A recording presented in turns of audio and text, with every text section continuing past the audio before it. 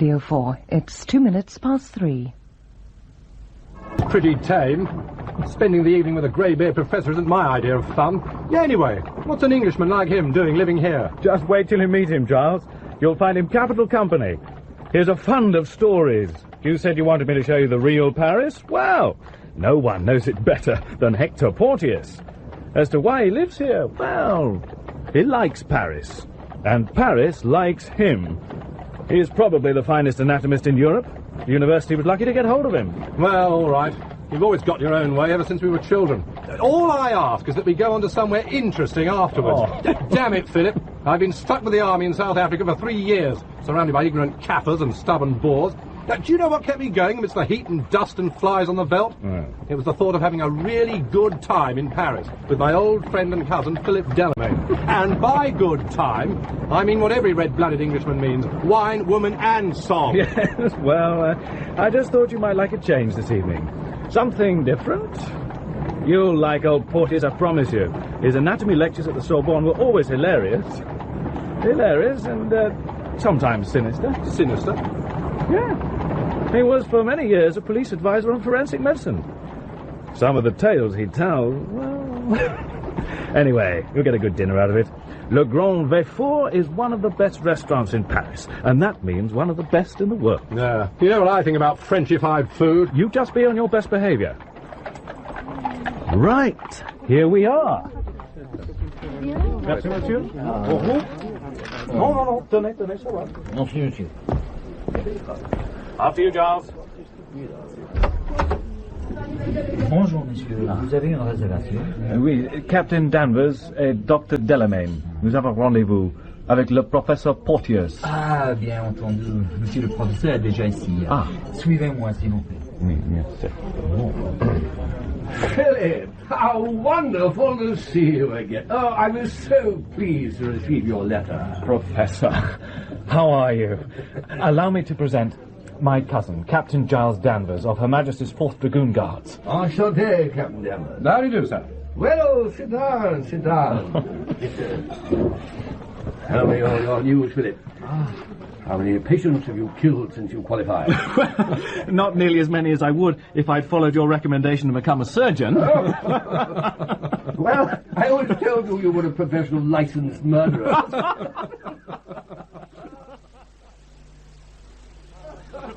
Well, what else could I do? I open him up again and put it back. Here's George. He's a first-class head waiter. You just watch him, Captain Danvers. Runs this place like an army brigade. Monsieur le professeur, vous êtes prêt? Oui, George, très affamé. I hope you don't mind. I've taken the liberty of ordering our meal because I wanted you to enjoy the very best food and wine Paris could offer. And I hope you approve my choice. Let's see. Bien, George, j'espère qu'ils sont frais. Bon, naturellement, professeur, nos marchés ce matin. Yes. Gentlemen, I could not let you leave Paris without tasting one of our great delicacies. Now, watch carefully. George removes the cover, and voila. Escargot farci varié. My God, they look like... Like snails, Giles? That's exactly what they are. Good God! I know the frogs eat some damn queer things, but snails? Ugh. No wonder the French are such useless soldiers. They all had their guts rotted from the inside. Captain Danvers, Philip told me you wanted to steep yourself in all the pleasures of Paris. Well, for a real Frenchman, the delights of the table surpass even those of the bedroom. And don't worry, the snails have been washed in brine to get rid of the slime. Well, try them. You'll be surprised. Each one is individually farci, it's such a better word than our English stuffed, with a different filling, flavoured with roquefort, fennel, garlic, various spices. Oh, and the wine I know you'll enjoy. It's a Condrieu from Dauphiny, with all the colour and sparkle of rippling sunlight on the Rhone. Ah. Professor, are you still advisor in forensic medicine to the Sûreté? Yes, but I'm not so involved as I used to be. There don't seem to be the really interesting cases these days. Merveilleux. Philip, did I ever tell you about the murders in Rue Montaigne? No. But I know that look in your eye. You've come prepared to tell us, haven't you? Well, I just happen to have the notes of the affair here in this special case. What an extraordinary note case. Odd colour. Covered in vellum, is it? Yeah, I'll come to that in due course. It was for me a particularly interesting affair because I was involved in it from the very beginning.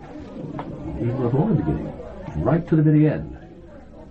And perhaps even beyond the end. That's why I've kept all these jottings and photographs and press cuttings and this remarkable note case. It is the story of a very beautiful woman. Beautiful and sad. Now picture to yourself, gentlemen, a lady just past her first youth, but now possessing that hauteur, that self-assurance of manner that most men find quite irresistible. A woman of slender build, with green eyes and glistening gold hair, immaculately coiffed. A woman whose defiant tilt of the head and penetrating gaze mark her as a creature of spirit who has triumphed over many of life's little sadnesses. Well, you could see in your mind's eye such a woman. Then you see Regine de Monti. That day in March 1887, when I observed her phaeton rushing along the Bois de Boulogne, I knew it was her, long before I was close enough to distinguish the face beneath her veil. A single lady, elegant, her carriage open despite the bitter cold, driving with such speed, style, grace. Oh, it could only be she. I doffed my hat, and instead of passing, Madame de Monti reined in suddenly. Dr. Porteous! At your service, madame. Are you on your way to a patient? It is only my own health that brings me to the Bois today. Then you shall spend a moment or two with someone who needs your ministrations. Come up into the carriage and sit with me a while. When beauty commands, age must obey. This is very kind. Here, the rug for your legs. Oh, thank you. Now, what's this about needing my humble services? I fear I shall diagnose hypochondria. I never saw you looking more radiant, madame. Up. Hercules, Leander, up. For several minutes she made no reply. He had left the Avenue du Bois, crossed the Place de l'Étoile, and entered the Avenue des Champs-Élysées before she uttered another long sigh.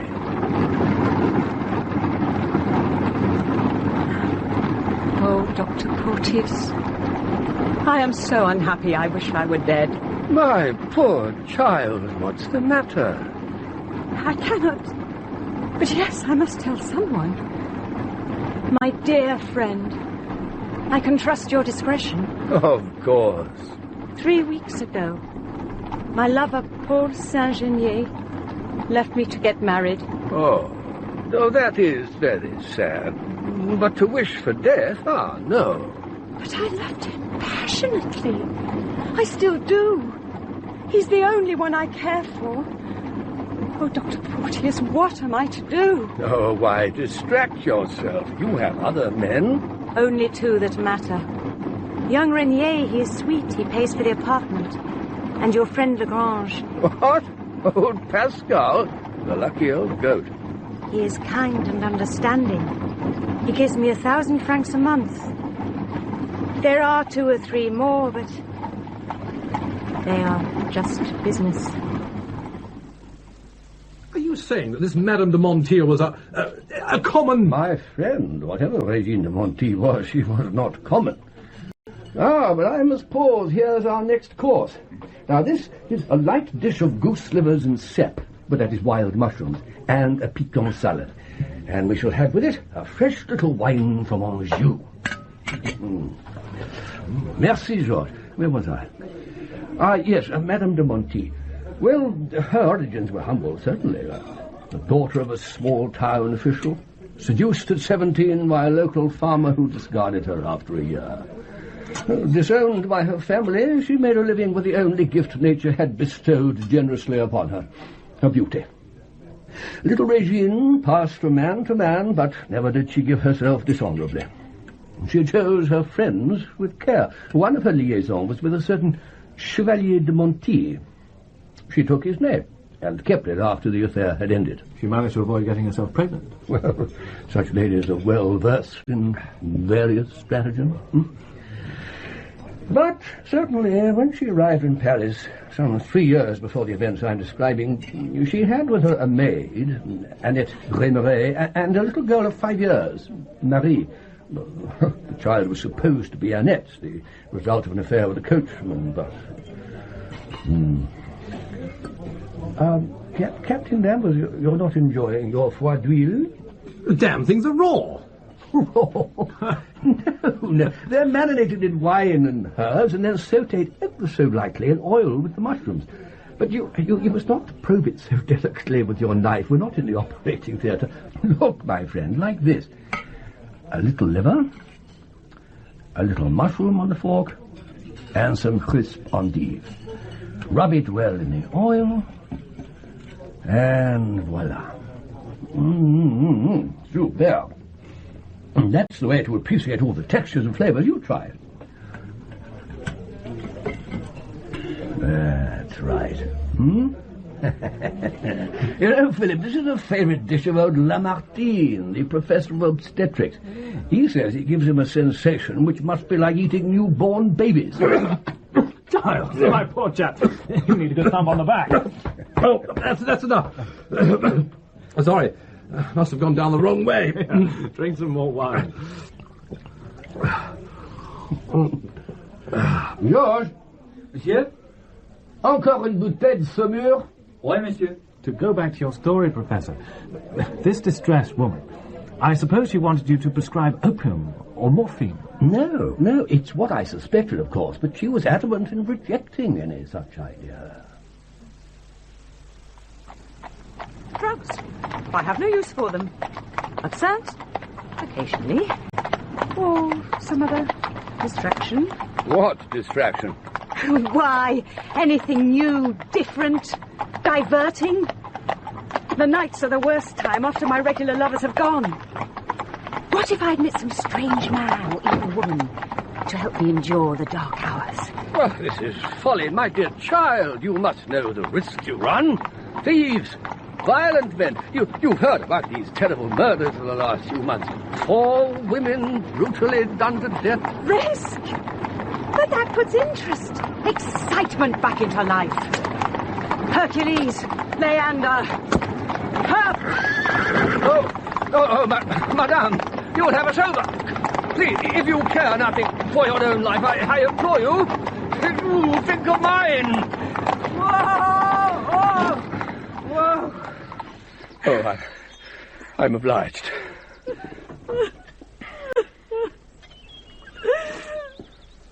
Oh, Dr. Porteous, what shall I do? I'm so wretched. There, my poor child. Here, dry your eyes. I'll tell you what your old friend Hector prescribes. A rest. Change of air. Go to Cannes or Nice or Monte Carlo for a few weeks. If you need something to help you sleep, I'll give you a prescription for some bromide of laudanum.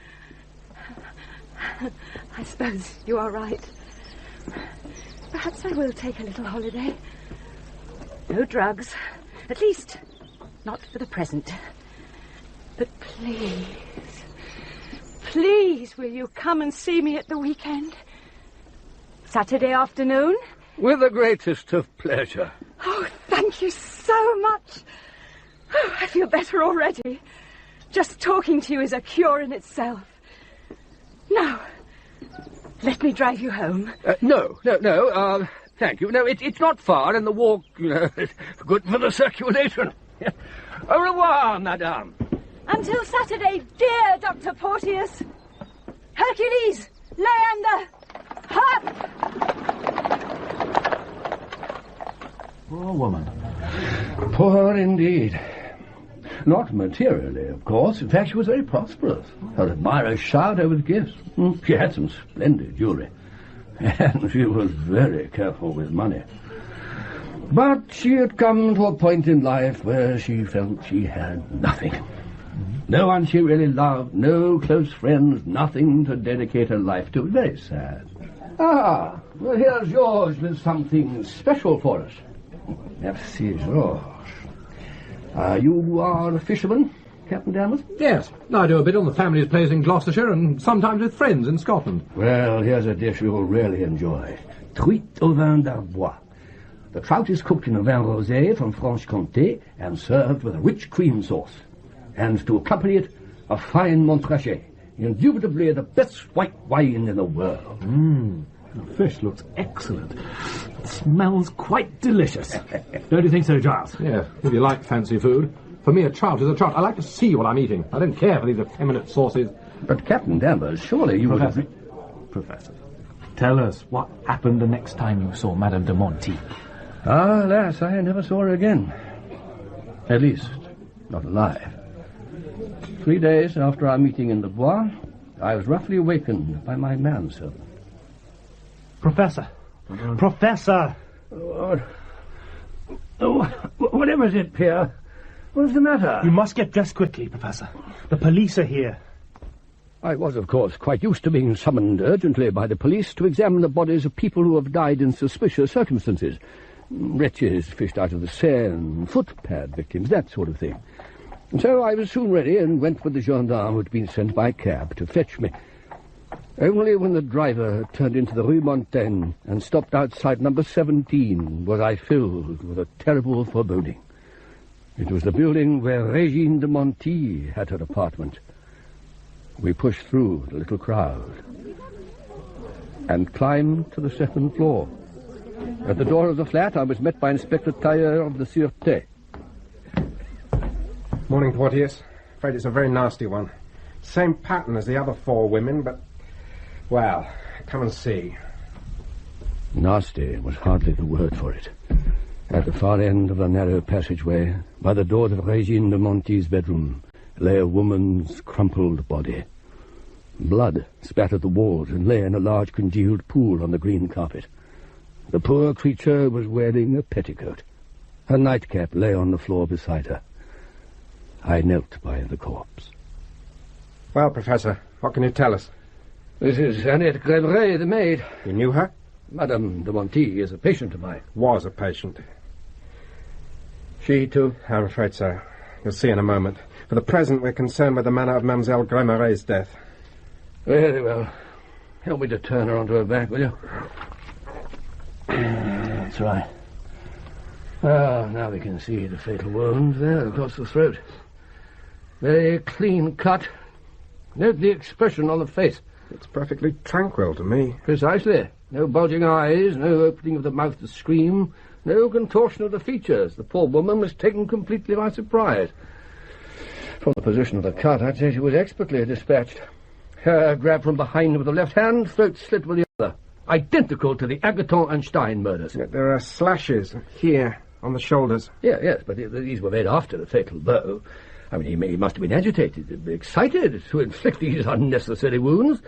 Yet he had the presence of mind to dispatch his victim cleanly, clinically. I don't wonder he was keyed up.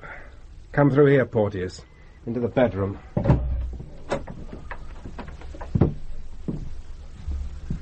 My God. Ghastly, isn't it? I don't mind admitting I've never seen anything worse. The elegant chamber where Régine de Monty had exercised her not inconsiderable talents was a shambles. The purple damask hangings over the rosewood bed were torn, wardrobe doors gaped open, drawers had been pulled out and their contents scattered. There were splashes of blood over the crumpled sheets and the wall. Had the room not had a scarlet carpet, the profuse emission of blood would have been even more apparent. But nothing could conceal the smell of carnage, not even the fragrance of Régine's perfume which still pervaded the air.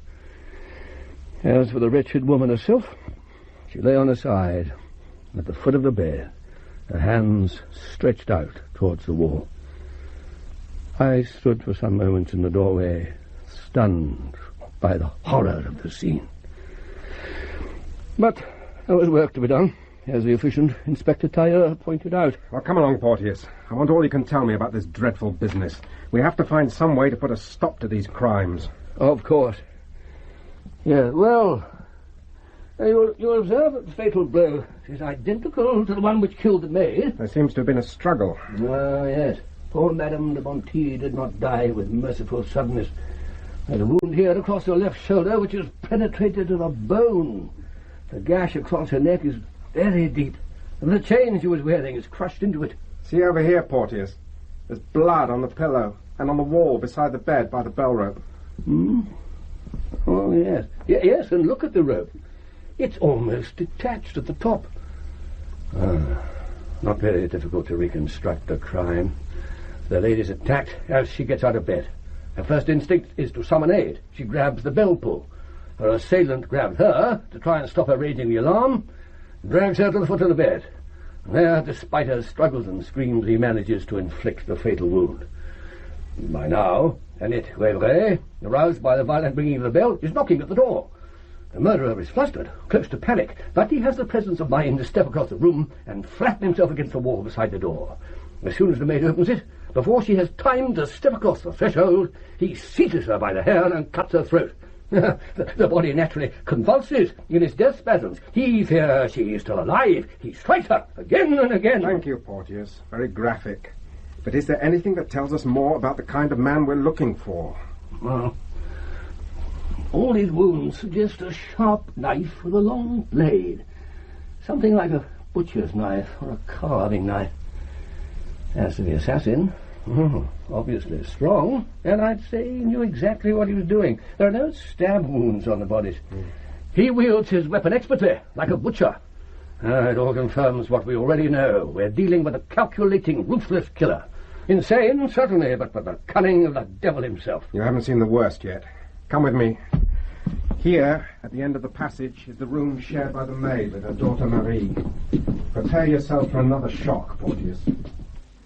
He flung open the door and... Not the little girl as well. The child Marie lay huddled up in the middle of the large bed she shared with the maid. Her head was severed almost completely from the body. It remained attached by a mere shred of skin. Her right arm, which she instinctively raised to protect herself, was deeply gashed in several places. How ghastly. Oh, indeed. But then man is but animal when we've removed the wrappings we call civilization. Captain Danvers, I think you've seen that often enough. These South African atrocities we read about. Exaggerations. Anti-British propaganda. The truth is that damn Boers train their women and children to attack our troops. Every farmhouse is a potential source of danger. Well, it's not our fault if we have to round them up to keep them out of mischief. I suppose you're right.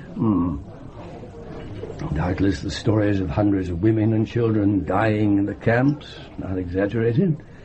We civilized British would never permit such a thing. Monsieur le professeur, le rôti est prêt. Vous pouvez marquer. Ah, my friends, our next course. Oui, Georges, vous le pouvez servir. Et le vin. C'est ici, monsieur. Le sommelier va vous le présenter.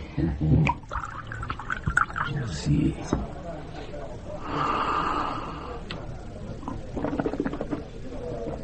Oh, gentlemen, I have the great honor to present to you a king among wines. His Majesty Chateau Lafite 1864. Oh, there could be nothing finer to accompany our beef. Aha, beef, eh? Yes, bœuf rôti à la Baudelaise. It is marinated in wine, oil and herbs, and served with reduced juices and marinade as a sauce. But while George is carving, I thought you'd be interested to see the police photographs taken at the scene of the murder. This is what we found in Madame de Monty's bedroom. And here's poor little Marie. Even at a distance, you can see the head lying quite unnaturally in relation to the body. And here's a close-up photograph, which is really very good. It'll interest you especially, Philip. You'll see there, the spinal vertebrae completely severed. Yes. Captain Danvers, please let George help you to more meat than that. The roasting chef here is the best in Paris. I mean, just look at this loin, crisp on the outside, but at the centre, bright pink and still moist with blood. Thank you. I have enough. Oh, no, I insist. Georges, plus de viande pour monsieur. Remarkable photographs. These modern techniques must be a great help in police work. But you say that this was part of a series of murders? Yes. 4 other women had been butchered in exactly the same way over the previous 18 months. 3 in Montmartre, and 1 in a street close to the Rue de Montaigne. All prostitutes? All unfortunate women of the same calling as poor Regine. Whatever you may think of that calling, they had as much right to life as the Queen at Windsor. And this butcher was running rings round the Frog Police. Tyre was in charge of the case, but he'd made no progress. A fact which the ever-vigilant press were not slow to point out. I have some cuttings here. This is typical. It's from Le Figaro. Since the summer of 1885, 4 women of the same class as Regine de Monty have been murdered. Marie Fellerath, Maria Juin, Hélène Stein, and Marie Agouton. No trace of the assassin has been found by the incompetent Monsieur Tyre. The police have the audacity to charge the press with hindering their investigations. It would be better if they devoted their energies to tracking down the criminal. Only when he is behind bars will women feel safe on the streets of the capital. Poor Tyre, he didn't deserve that. There was no better man on the force. Patient, thorough. But unfortunately he was under constant pressure from his superiors and the press for a quick result. I should jolly well think so. Well, anyway, while I was examining the bodies in greater detail, he and his 2 assistants went through the apartment with a fine-tooth comb. After about half an hour, Tyre came to the maid's room where I was working. Portiers, it would not be possible, I imagine, for the murderer to avoid bloodstains on his clothing. Oh, quite impossible. The severed arteries and blood would spray all over the place. As I thought. So if the crime was premeditated, he would take his clothes off. If he'd been admitted here for the normal purpose, it would be remarkable if he kept his clothes on for very long. Quite so. But he would take care to place them out of the way, behind a window curtain, for instance. That would certainly be prudent. You found some clue? I'm not sure. The man clearly wandered around naked, taking what he could find. There are bloody footprints in the drawing room, fingerprints all over the safe. The state of the bathroom shows that he cleaned himself thoroughly before leaving. Behind the curtain in the bedroom, we discovered this belt. As you see, it has a name printed on the back. Gaston Geisler. Then your murderer seems to have left his calling card. 2 calling cards. Under Madame de Monty's body, we found this man's cuff. It has the cufflink still in it. A monographed cufflink. And the initials are GG? Yes. Oh, then, Inspector, you're in luck. Your man's been doubly careless. Possibly. But how did the cuff get under the body? Are we to imagine the murderer performing his terrible deeds stark naked, except for one cuff, which then falls off without him noticing? Excuse me, Inspector. Well, Lemoine, what is it? Something you ought to see, sir. A letter. It was on the floor behind the dressing table. Thank you, Lemoine. When you're finished in the bedroom, I want you to collect everyone who was in the building last night and start taking statements. You can use the concierge's apartment. Sir. Now then, what have we got here? My dear Regine, I have just arrived from Nancy, the portrait... Well, Portiers, it seems we now have 3 calling cards. Listen to this. My dear Regine, I have just returned from Nancy. The portrait is ready. I've put the finishing touches to the dress. I have paid out the 500 francs you lent me. That brute of a tradesman was annoying me, so thank you for your kindness. I will come to you tomorrow. Till then, my one hope, I kiss you where my burning lips bring you your one delight. Gaston. P.S. Be sure to destroy this as you always do. There's an address on the letter. No. Oh, pity. Your murderer seems to have done everything to invite arrest except tell you where to find him. He doesn't sound much like the cool, calculating monster we envisaged, does he? Even the cleverest criminal makes mistakes, as you know, my friend. At last you have a real lead. It's an important breakthrough. Odd, isn't it? 4 separate murders and no trace of a clue. Now suddenly the place is littered with evidence. I'm beginning to get a feel for this man. I think he's playing with us. But you cannot ignore Monsieur Geisler. No, that's the devil of it. I shall have to set men onto looking for this artist, while the culprit may be laughing at me up his sleeve. My dear fellow, I think you're making the case more complicated than it is. Geisler's your man, depend upon it. Well, we shall see. For the moment, I prefer to keep an open mind. Inspector Tyre was a very experienced investigator. It sounds like a bit of an idiot to me. Well, anyone who thinks murderers and thieves are clever is only making them more important than they are, giving them a sort of romance. Well, take these Sherlock Holmes stories that are all the rage in England. They only make crime seem attractive. They show the police up as fools and encourage thugs to try their luck. Now, we've a short way with them in the army, I can tell you. Some of your sûreté people might learn a thing or two if they watch some English court-martials. Well, I'll certainly pass on that invaluable suggestion. In the Rue Montaigne case, things certainly seemed at first to be very straightforward. Tyre took statements from the concierge, Monsieur Lacarrière, and his wife. It was close on 11:30 last night when I saw a man come into the house. And the collar of his coat was turned up. He wore a top hat. He looked quite respectable. As he passed my lodge, he called out, Madame de Monty, without asking for the number of her flat. He wore a grey scarf, or muffler, and the man was slim. He had a black moustache. I knew something like this was happening. I knew it. After that nice Vicomtesse Jenny went away, she took to drinking absinthe and began accepting men she knew nothing about. Poor Madame. And the little girl is such an age. Madame, collect yourself. Did you see the man who came last night? Yes. When he passed the lodge and called out her name. Well, what did he look like? Oh, a gentleman. Or so he seemed. He'd called on Madame de Monty before, but I didn't know his name. Come, Madame, this is little help to us. Can you tell us no more? But was he tall, short, thin, fat, fair, dark? Oh, short, certainly. Short and thin. Skinny, almost. He looked as though we could use a good meal. And his hair was brown, yes, definitely brown. And no one else visited the apartment last night? No, monsieur. The door is locked at 11 o'clock. No one can come and go after that, without my knowledge. Did the police find this Geisler fellow? And did he match the concierge's description? Oh, poor Tyler. What a merry dance this Geisler was to lead in. Within hours, the admirable superintendent had his men scouring the hotels and lodging houses of the city, and this bore fruit immediately. It took Tyler to the Hotel Cailleux in the Rue Saint-Quentin.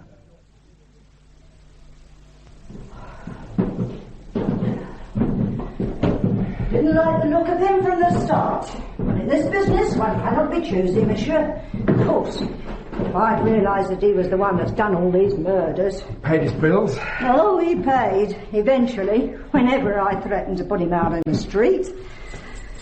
It was because he was so irregular that I moved him from one of my better apartments to this room at the top of the house. Voila, monsieur. This is where your murderer has lived for the last few weeks. Madame Jourdain, we do not know that Geisler is our man. We are only making inquiries. Inquiries. Isn't his name Geisler? And didn't he leave on the afternoon of the 16th? And weren't those terrible murders done that very night? And hasn't he disappeared without trace, leaving all his belongings? You say he called himself Henri Geisler. Henri Gaston.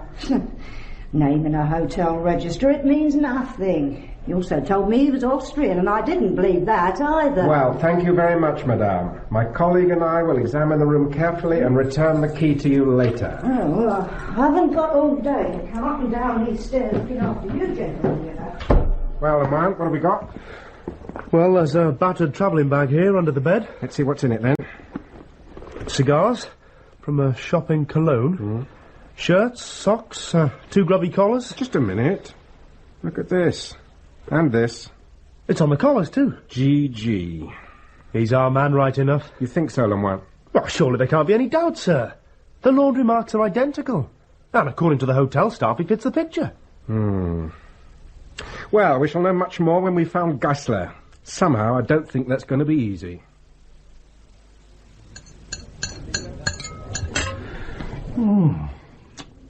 Have you ever tasted meat cooked to such perfection? I'd press you to more, but there are other delights to come. Georges! Professeur? Messieurs, tout va bien? Oh, naturellement, mon ami. Monsieur Charles est un véritable magicien. Et maintenant, apportez les entremets, s'il vous plaît. Tout de suite, monsieur. I ordered a selection of entremets. They are works of art. There's no other words to describe them. I'll wager your French police never found this Geisler fellow. Ah, well, Captain Danvers, as to that, more anon. This was the moment at which there was a wholly new development in the case. On the evening of March the 20th, at the Grand Theatre, Marseille, a performance of The Barber of Seville was in progress.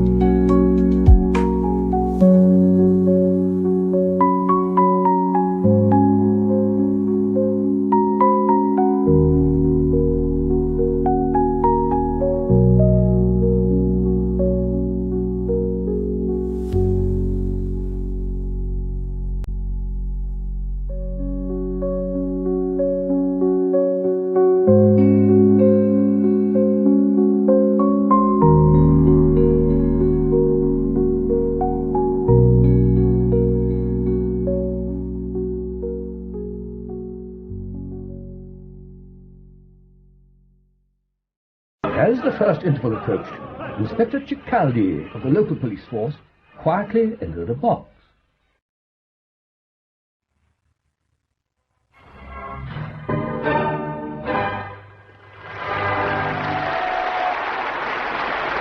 Its sole occupant was a young man in immaculate evening dress. He looked up with a start as the inspector addressed him. Monsieur Henri Prancini? Yes? Inspector Cicaldi, Marseille Police. Will you please be kind enough to accompany me to the bureau? Accompany you to the... Certainly not. What's all this about? Well, allow me to point out, monsieur, that I have 2 constables with me. If you don't come of your own free will, I shall be obliged to place you under restraint. Very well. But you'll see that you're making a mistake. Right, in here. Sit down there, if you please, monsieur, by the table. We have some acquaintances of yours here. Bring in Lebrun. Come in, Lebrun. Look, Inspector, how much longer are you going to keep me?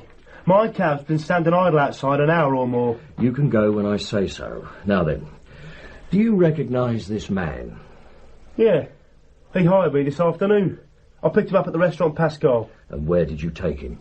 Chez Aline, Rue Ventomachy. Oh, the brothel? Yeah, of course, the brothel. He stayed a couple of hours, he did. I reckon he must have got his money's worth.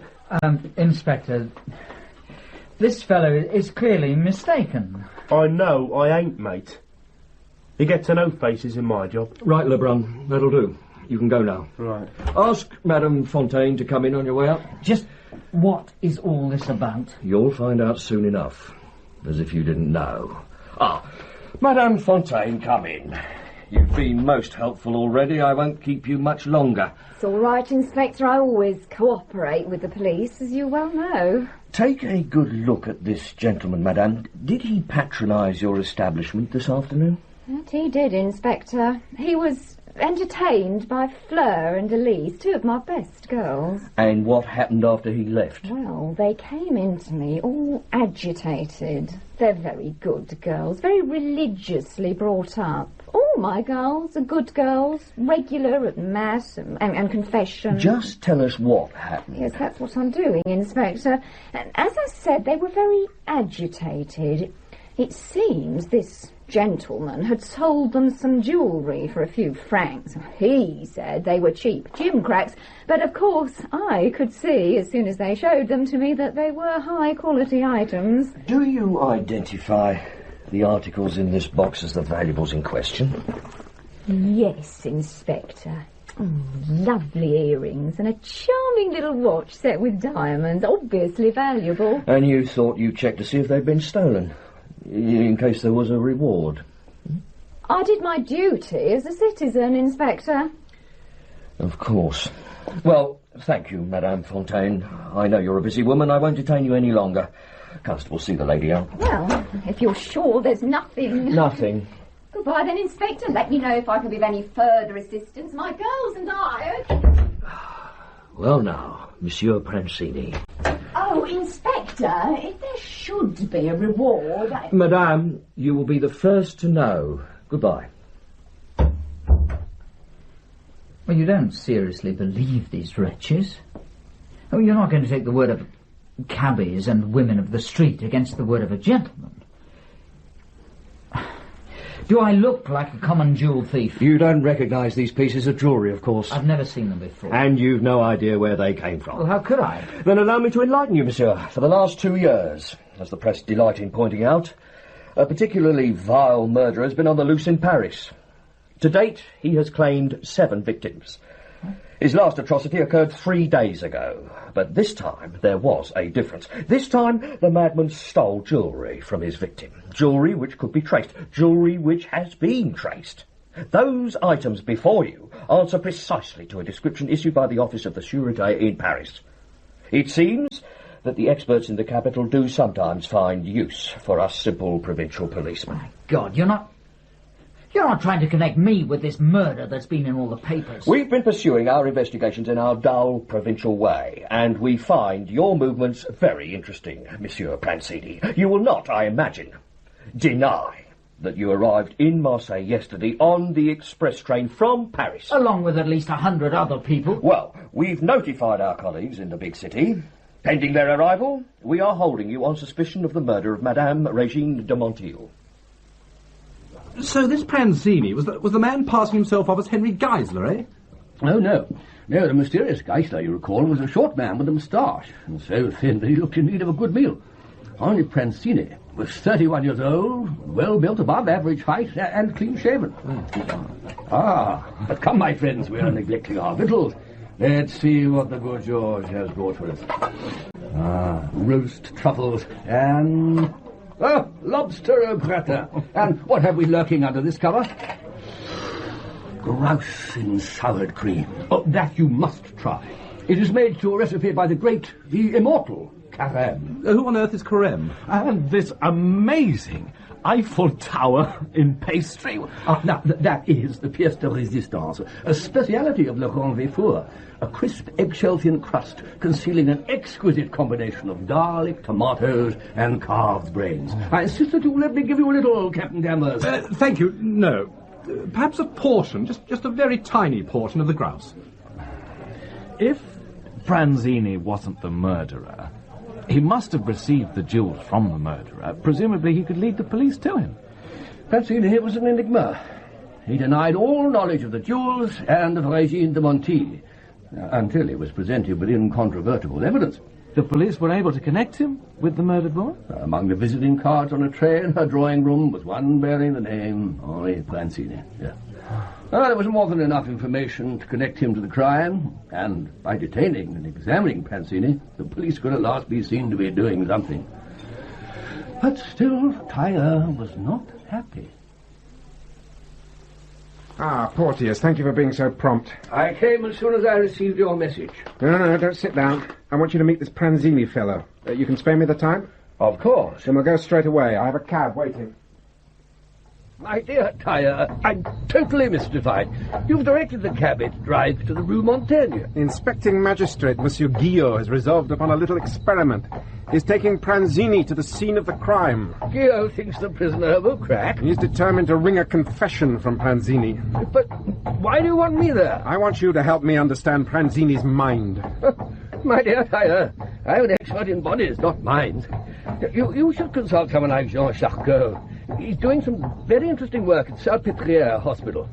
Of course, psychology is a very new science. At the end, it may not amount I can't go to any of these loony doctors. The surintendant would be furious. All he wants is a conviction against Pranzini, and quickly. Then I am the one who has to go into court and make a good case against this man.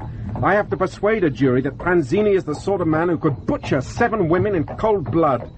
The defense lawyers will make great play of the fact that Pranzini does not fit the description of the man seen going into Madame de Montiel's apartment. Well, it was dark on the staircase. The visitor covered his face. I'm not talking about legal arguments, Porteous. I want to know that Pranzini is our man. You remember I said I felt the murderer was laughing at us, challenging us to outwit him. I felt that when I came face to face with the assassin, I would be quite sure to recognize him. And you're not certain about Pranzini? He's a pretty pathetic creature. Well, what have you found out about him? It's rather a squalid story. He was born in Egypt and worked for the postal service there until he was caught pilfering registered letters. Oh. When he came out of prison, he seems to have gone straight for a time. He travelled in India and the Near East doing a variety of jobs. Quite a clever young man. Speaks 5 languages. By the time he returned to Europe, he was a compulsive gambler. He did everything he could think of to finance his obsession. He went through several jobs and was dismissed from most of them for petty theft. Well, he certainly doesn't sound like a crazed killer of defenseless women. But he is a ladies' man. Apparently they find him quite irresistible. In recent years, that's how he's made his money. As a gigolo, picking up wealthy middle-aged women and living off them. That's his alibi for the time of the Rue Montaigne murders. He says he spent the entire night with a lady of quality. That can easily be checked. Oh, no. Our young gallant refuses to name her. A question of honour, he says. Chivalry doesn't usually take men to the guillotine. The guillotine. That's it. Supposing we get our conviction and Pranzini is executed, and supposing that the next week there's another of these ghastly murders. Watch him closely, Porteous.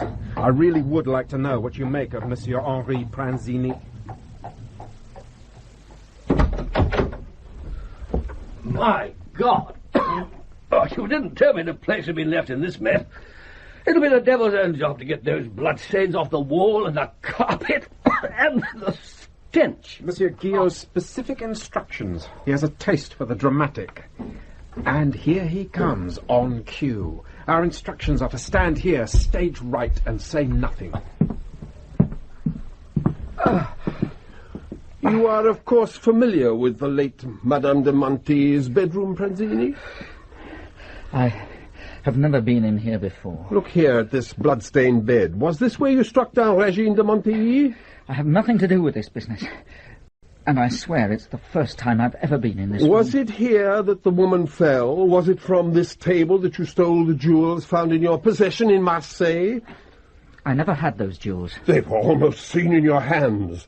The woman to whom you tried to sell them handed them over immediately to the police. It was not I. This safe even now bears bloodstains left by the murderer's fingers when he tried to open it. I tell you, I have nothing to do with this business. And I repeat, I have never been in this room. Ha! It was here on the threshold of this room that the maid was struck down as she was going to her mistress's aid. Come now to the room where the most terrible part of the tragedy took place. I have never been in this room. I don't know it any more than the other one. I have never seen anything but the drawing room. On this bed, all soiled with blood, the poor child was literally beheaded. The sight of this place where such awful events happened awakens no emotion in you. It moves me, because I feel sorry for the poor victim. You are the murderer. All the circumstances point to it, and your lies complete the proof. I am not lying. I have not got this on my conscience. You see, you are under a terrible charge, that you have committed a crime which has appalled the whole of France.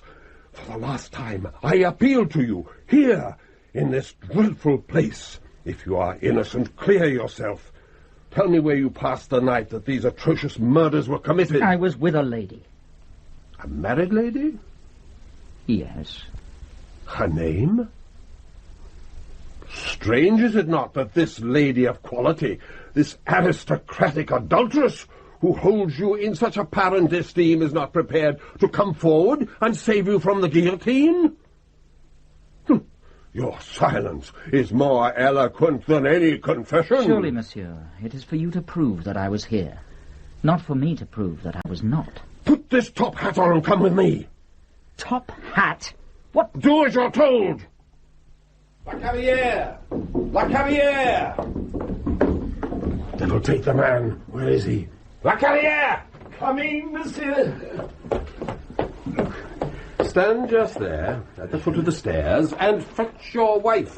Jean, come here. The magistrate wants you. Good morning, monsieur le concierge. What Monsieur Guillot here wishes to know is whether you recognize me. Was I here the night those unfortunate women were murdered? I'm not sure. I thought the man was smaller. But the face, no. Well, he had his collar turned up. Like this? That's right, yes. Well? No, I don't think he... Go back a few steps up the stairs. Oh, really? How long is this charade? Come, La Carrière. Do you recognize this as the man who asked for Madame de Monti at 11:30 on the night of the 16th of March? No, monsieur. Madame? No, monsieur. There's nothing amusing about your situation, Pranzini. Inspector Tailleur, a word if you please. Tailleur, I want you to go through this place again, microscopically. Monsieur Guillot. Microscopically, Tailleur. Somewhere here is the proof that Pranzini committed these murders. I have certain other leads to follow up. Leads? What leads? The Brussels police believe they have found Geisler. Geisler, red herring. Don't waste your time with him. Get me evidence against Pranzini. But surely, Monsieur Guillot. I am under instructions from the office of the President. You understand? The President. We have to restore public confidence in the police and silence these gutter-snipe reporters. I have been ordered to secure a conviction, and we will obey those orders. Gentlemen, you will find this Châtelet cairn absolutely stunning. It's the 1869. Oh, what can one say? Honey and musk roses and liquid gold, eh? A perfect compliment for the final course of our modest repast. Now, let me see what we have. Omelette soufflé, charlotte russe au gingembre, pêche à la turque. Come on, Professor. Don't keep us in suspense. What did you make of this Pranzini? The fellow sounds like an absolute villain. He was obviously lying through his teeth. Well, half the population of France would have agreed with you, Captain. The other half saw Pranzini as a romantic figure, a rogue, certainly, but a rogue with a sense of honour in matters of l'amour. And you? Well, when I observed Henri Pranzini that day, I thought to myself, here is a man who loves life. You know, he was manacled and surrounded by police. He'd been days in prison, interrogated several times. I couldn't agree with Tailleur that he was a pathetic creature. No, there was an animal vivacity about him. I could see why women were drawn to him. He seemed to regard his arrest as just another adventure in a life which had been full of adventures. Perhaps murder was just one more fascinating experience for him. Possibly. And yet, could a man who manifestly loved life deprive others of it so viciously? Anyway, the case against Pranzini was far from conclusive. The hunt for fresh evidence was intensified, and Tailleur personally set out on the Geisler track. But I thought the inspector told you that, in his opinion, the Geisler evidence had only been planted by the real murderer. Yeah, that's true. But I think that as the days passed, Tailleur became more and more convinced of Pranzini's innocence. He hoped that the mysterious G.G. would cast some clear light on the case. So, Geisler became for him a sort of holy grail. And almost as elusive, he kept popping up and vanishing again all over the place.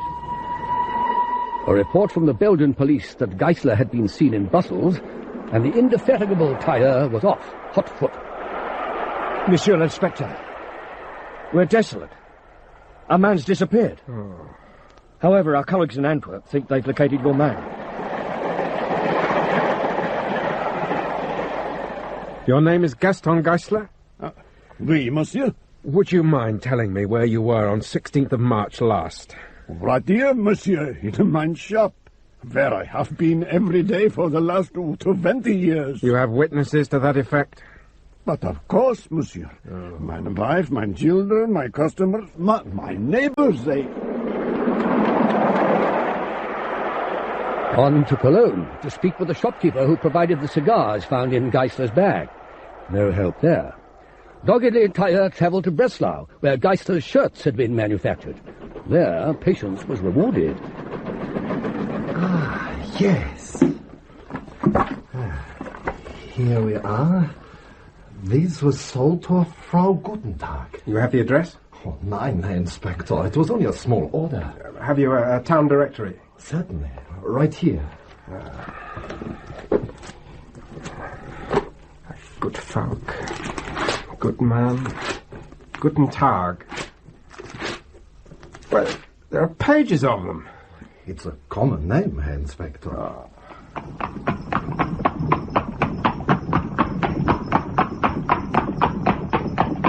2 days and 27 Guten Tags later...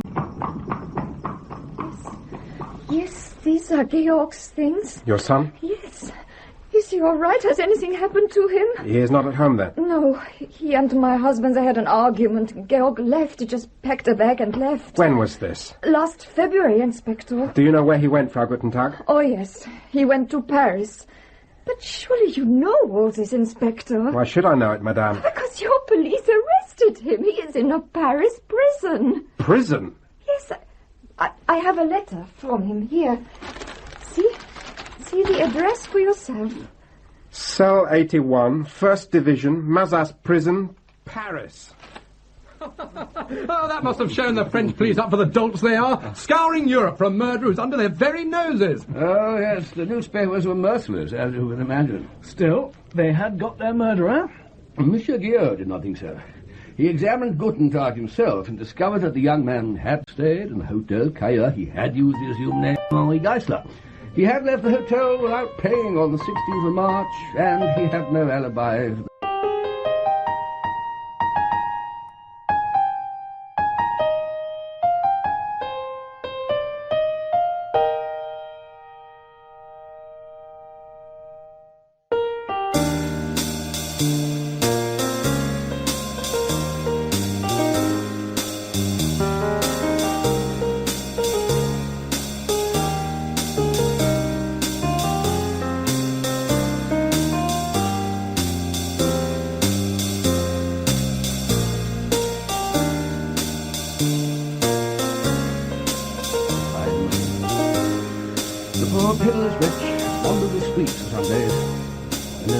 himself into the sand. Well, that's the action of a guilty man.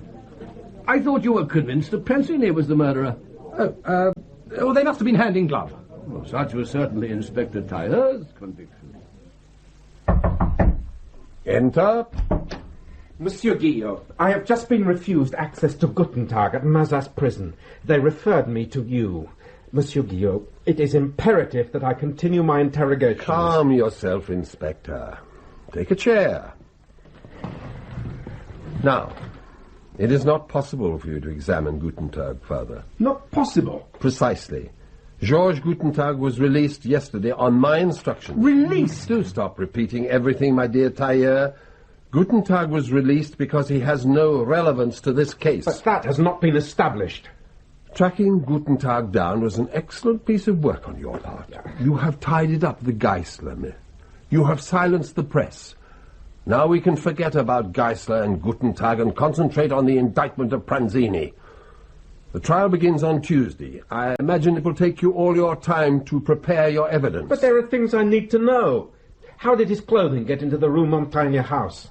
Doubtless Pranzini bought some of the penniless young man's personal effects. But he denies ever having met Pranzini. He won't be able to deny it in court, will he? Why not? By now he must have returned to Germany. How beautiful the gardens are looking this year. I often stand here in this window and look at them. They have a very calming effect. The defense lawyers will have a very difficult job to track him down. And even if they do, he is not obliged to return to Paris to give evidence. So that's why you're in such a hurry to release Guttentag. My God, to think I once respected you. Tailleur, you are an excellent detective. You do your job and leave me to do mine. I thought we were both concerned to discover the truth. Do you know, I really think the roses are out earlier this year. So there you have it, my friends. Those are the basic facts in the case of the murders in the Rue Montaigne. How say you? Was only Pranzini guilty or not guilty? Well, he was obviously a thoroughly bad lot. The world would be well rid of his sort. Shoot first and ask questions afterwards, eh? What do you think, Philip? Well, the police case was obviously weak. I imagine everything must have hinged on how the lawyers presented the evidence at the trial. Ah, yes, the trial.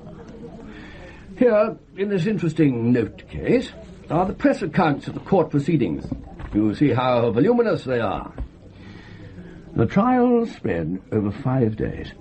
5 days in a stuffy courtroom at the height of summer. Public and press crammed into every available seat. Everyone straining to hear the evidence. Participants in the drama that will decide the death or life of a fellow human being. Evidence is set up and knocked down. Arguments flaunt themselves and clash like lights at a tourney. Witnesses come and go.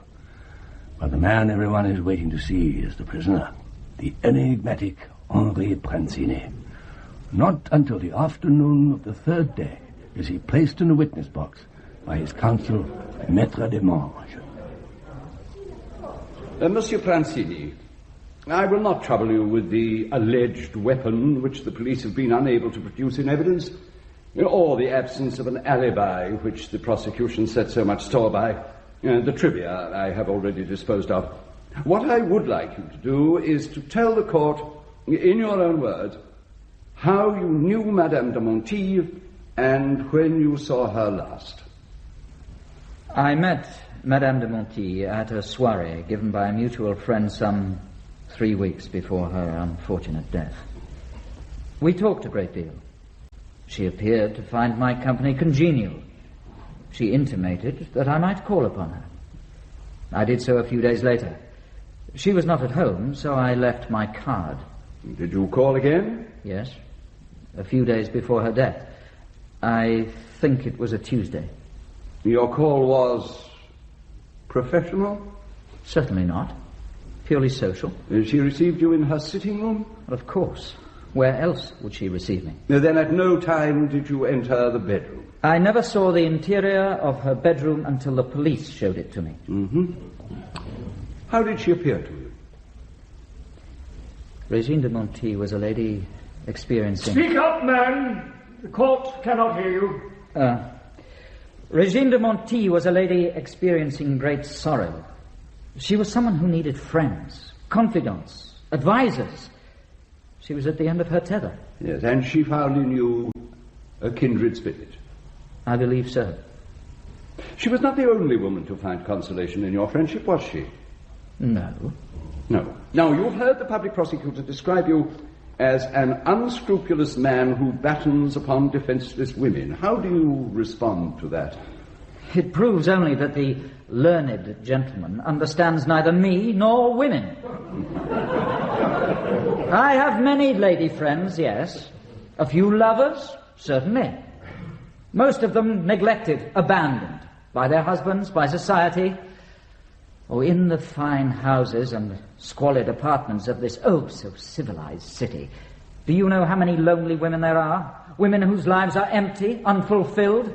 Women who wilt like flowers in a dark cupboard because in our society where men hold sway, they are not allowed to blossom, to contribute the fragrance of their intelligence, their understanding to the course of human affairs. Madame de Monti was one such. Men she knew in plenty. Men who wanted but one thing from her. Men who would pay her with mere money, but denied her the companionship, understanding, love that she craved. Was it wrong of me to make up in some small way for the outrageous shortcomings of my sex? Silence! I will have silence! Very eloquent, Francini. If your relationship with the dead woman was so noble and pure, why did you deny all knowledge of her to the police? Monsieur le Président, it was foolish. I confess it.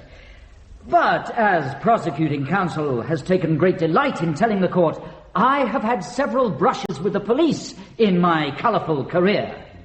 It has become a natural instinct to avoid such encounters whenever possible. In my experience, the police are unable to see a false conclusion without jumping to it. So the trial goes on, until at last the dramatic closing moments are reached. The public prosecutor has stitched the patches of police evidence together to make, as he hopes, a mantle of guilt. I have shown you how this desperate man struck up an acquaintance with the unfortunate Madame de Monti, not for the purpose of satisfying his lust, but to furnish his debauched way of life. I have shown how he acquired the murder weapon, how he equipped himself with the false Geisler clues with which he littered his victim's apartment. I have shown you how he struck down Regine de Monti, how the poor woman attempted to summon aid, how Prancini, without a modicum of pity, dispatched the maid and even a poor, innocent, sleeping child.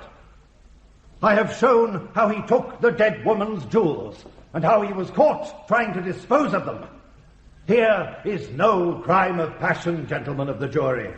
Here is a planned, premeditated, callous massacre, the like of which neither I, nor I venture to suggest anyone in this court has ever encountered. I have no hesitation in calling for the maximum penalty, for in such a truly appalling crime, there can be no extenuating circumstances. Regine de Monti, Annette Gremeret, and little Marie were brutally done to death by the man who stands before you. The man whose arrogance throughout this trial speaks volumes. I will not tell you that the blood of his wretched victims cries for vengeance. We are not here to take revenge.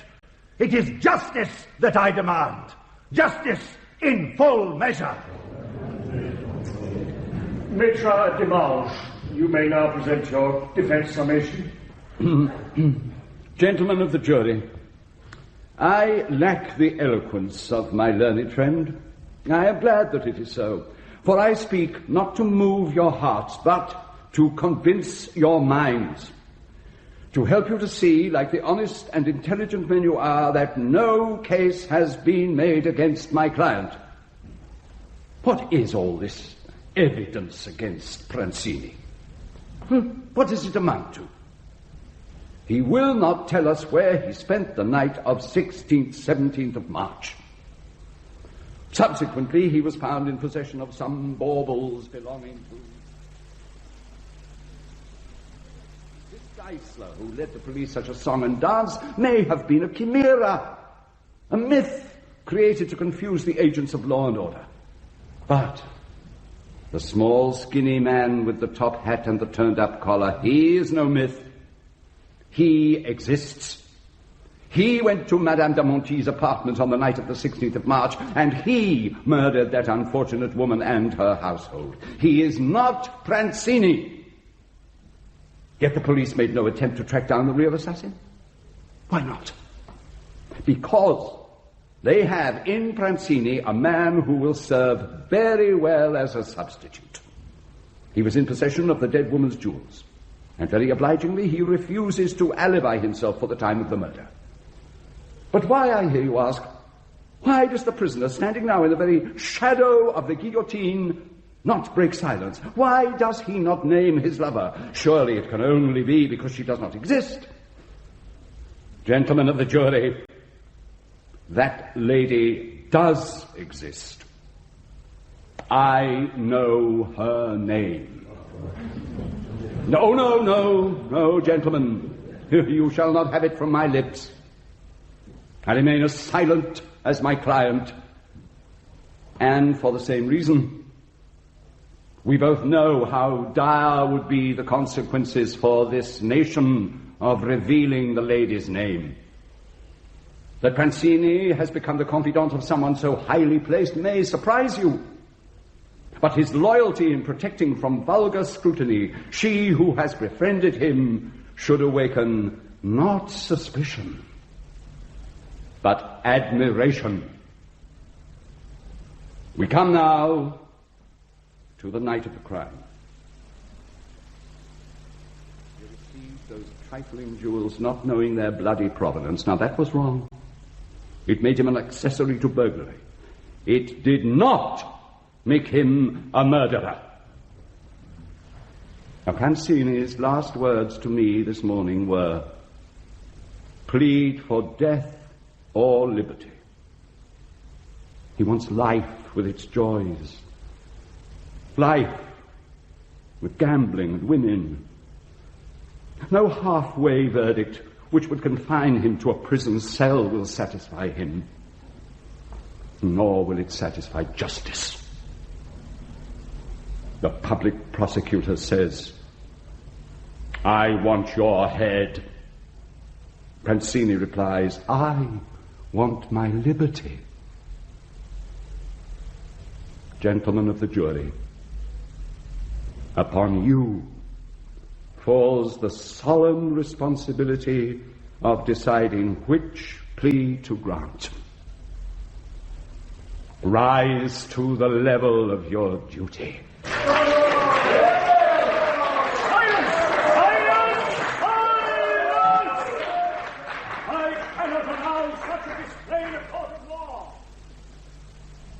Clever lawyer got Prancini off scot-free, did he? The answer is here. What? In your note case? Yes, in the note case you so rightly admire.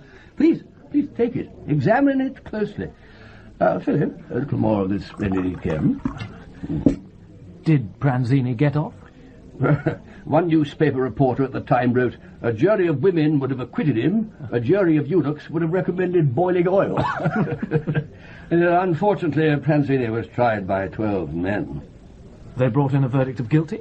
Yes, and a very controversial verdict it was. Did it put a stop to the murders? The wave of killings in Paris stopped abruptly. Well, there you are, then. I wonder. Henri Prancini was executed on the 31st of August, 1887. Exactly 1 year later, on the 31st of August 1888, Mary Nichols was hacked to pieces in the Whitechapel district of London. The first Jack the Ripper murder? Just so. Good God. You don't think? It could be coincidence, of course, but consider all the similarities. Both men are the same mental type. My friends who specialize in these things call them psychopaths, I believe. Both attack prostitutes. Both use knives with almost surgical skillfulness, and both delight to run rings round the police. But what about the jewels Prancini handled? Well, if the murderer could devise the false Geisler trail, he could just as easily plant the stolen jewellery on Prancini. It may have been just another diversion. Tailleur always felt that the assassin was playing a game with him. But, thanks to Prancine's altogether unexpected behaviour, it all turns out even better than the murderer could have hoped. With someone else actually condemned, it's obviously wise for the man to lie low for a while. But his craving cannot be indefinitely held in check. He must kill again. But Paris, France, is too dangerous a place to resume his activities, so he strikes in Whitechapel, and on the anniversary of Prancine's death, as much as to say, I'm back. I made idiots of the Sûreté, and I can make idiots of the London police. So an innocent man may have been sent to the guillotine. Who knows? All I can say is that in many minds a question mark still hangs over the execution of Henri Prancine. What am I supposed to be looking at in this note case? Why, the cover, Captain. The cover. Ingeniously wrought and tooled, is it not? It's certainly very unusual. This graining and beige colour. Yeah. After execution, Prancine's body came to the dissecting school at the university. Well, a common practice, as you know, Philip.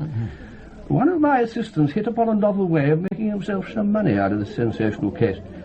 He fashioned curious artifacts out of parts of the cadaver. Highly reprehensible, of course. So, Captain Danvers, you are holding in your hands poor Henri Prancine, or what's left of him. That note case is bound with his skin. Oh, Giles!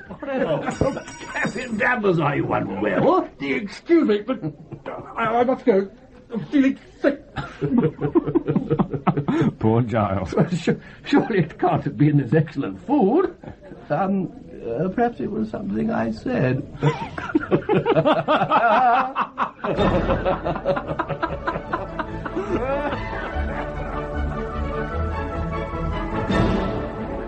Gentleman, Murder is Served was written by Derek Wilson. Hector Porteous was played by Peter Jeffrey, and Inspector Tailleur by Christopher Ettridge. Giles Danvers was Cornelius Garrett, and Philip Delamain was Graham Pountney. Regine de Monteuil was played by Barbara Kellerman, and Georges the Waiter and Henri Prancine were Christian Rodska.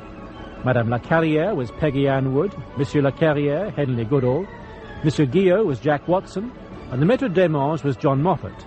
Inspector Tricaldi was Philip Manicum, the prosecutor Stephen Lyons, Madame Jordan, Joe Anderson, Lemoyne, Dominic Rickards, and Madame Fontaine was Joanna Mackey.